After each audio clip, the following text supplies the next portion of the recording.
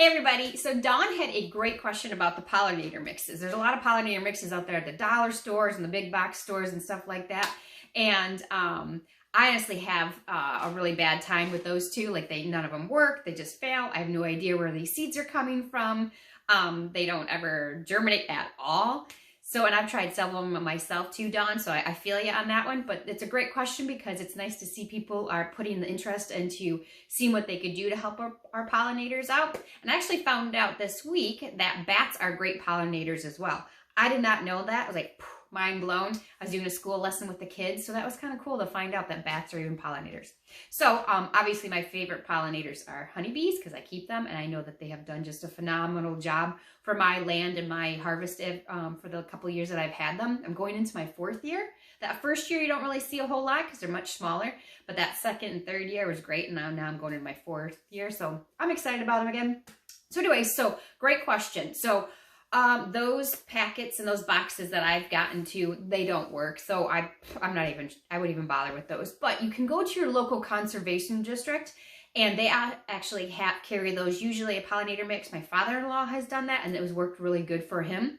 And so you just search wherever you're at for your conservation district. They also carry everything that is local for your area. So local plants and trees and stuff like that. And they usually have a pretty decent price that you're going to pay different than, like your big box store or something like that. So that's a really great place to start is that.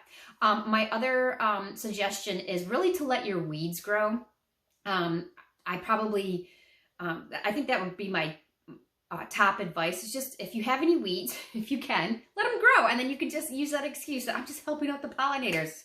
You just didn't want to mow your grass or whatever. But so like springtime, they love flowers that are clover and dandelions, and dandelions are edible and you can make shortbread cookies with them. I have a recipe on my website that they're just delicious with them.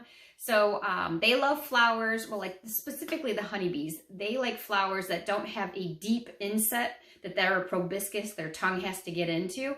So they like those more flat and open ones. So, the springtime, the dandelions and the clover, they're kind of around all summer. And then in the winter or the fall time is the goldenrod. And a lot of people get that confused with ragweed. The ragweed, I think, gives the allergies. The goldenrod, I think, does not.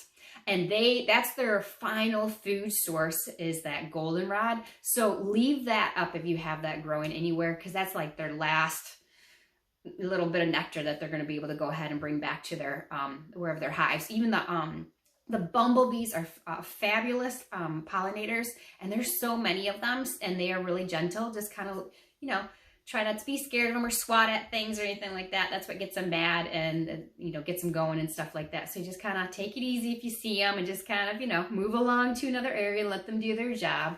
So I know it's different to think about. But anyway, so I hope that helped you out, Dawn. Leave your weeds and contact your conservation district. They usually have those seed mixes that are going to be local to your area that should help grow actually better to wherever you are living at. So thank you. Great question. And I'll see you guys next time.